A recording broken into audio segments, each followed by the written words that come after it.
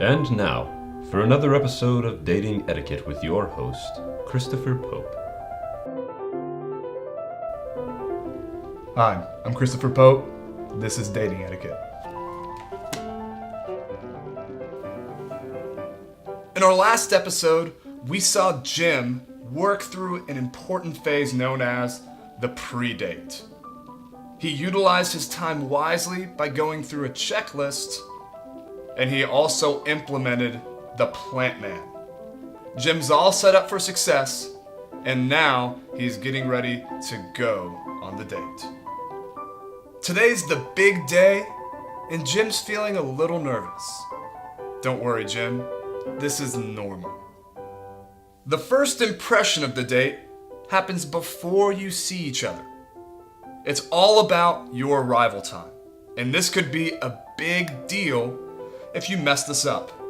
To help us along our date, we're going to call back to 1821 to economist Friedrich Engel and his famous rule of threes.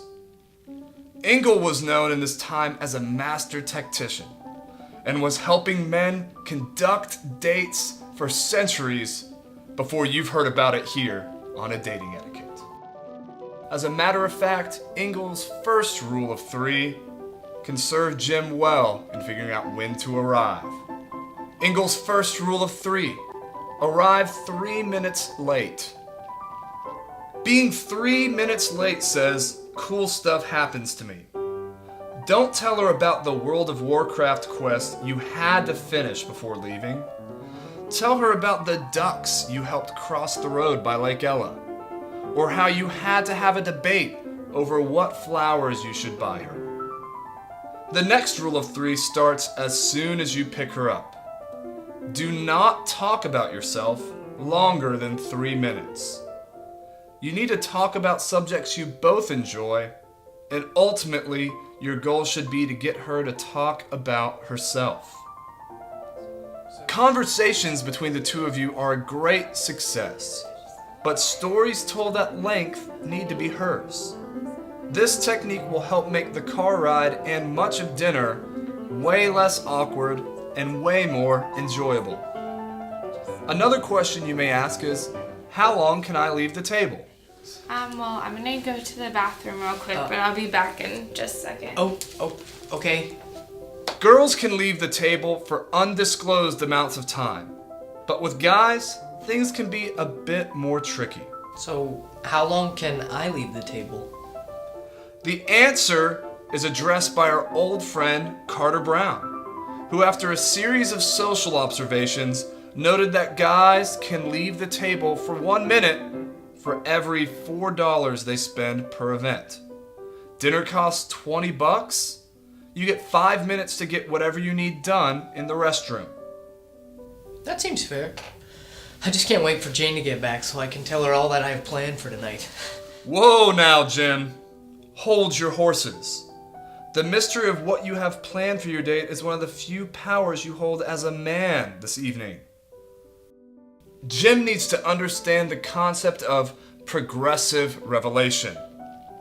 Progressive revelation is the strategic revealing of your date piece by piece to maintain a sense of wonderment and mystery. It can also be used as a tool to continue conversation, making you what I like to call a conversational craftsman, controlling the flow of the night. To achieve this level of dating prestige, you need to ask open-ended questions and be sure not to interrupt her. That totally makes sense. Yes, it does, Jim. Yes, it does. And look, here comes Jane. So, what is our next thing planned? Well, I thought maybe we could get some ice cream or some froyo. I mean, whatever you feel like. Well, I mean, I'm more of an ice cream kind of girl, so that sounds good to me. Yeah, ice cream it is. Jim is at no risk of this at the moment, but the next rule of threes is to never stay at the same dating location for more than 3 hours. While some places need less time than others, it's safe to say 3 hours is too long anywhere for one date location. The ice cream shop is where Jim's plant man has been waiting. He is standing by waiting for Jim and his date to walk in so he can go up and compliment Jim. The plant man is not to be confused with a wingman. A wingman makes you look desperate, like you're a member of a pack of ravenous wolves ready to pounce on somebody weak. A plant man makes you look strong, like you've done something good for the community, that you're a positive citizen of the United States of America. I mean, when I get ice cream, I want ice cream. I don't want fruit. Jim, I saw this story the other night on WCTV about you, where you just went running into the burning house and like rescued all those baby kittens, and it gave me goosebumps, man. It gave me Well, goosebumps. I mean, like, when I heard those little kitten cries, I don't know, something just went off inside me, and I just. You're an inspiration to all of us. You really are. Hey. Yeah, it's an honor to get to see you. I'm really embarrassed right now, but hey, thanks. At this point in the date, you should feel pretty comfortable with your date. And that's of no small thanks to the excellent work of your plant man. You owe that man a meal or two. But don't jump the gun on getting too touchy-feely. Ingalls' next rule of threes is to maintain a 3-foot personal bubble of your dates until she's the one that initiates popping it. This could be done by her play punching you on the arm, her leaning into you while walking together, or any other way that is initiated by her. Jim has completed his date with Jane.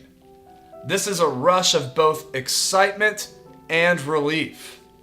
While Jim doesn't need to text Jane at his first red light driving home, the next rule of threes, and our last one, is a little countercultural.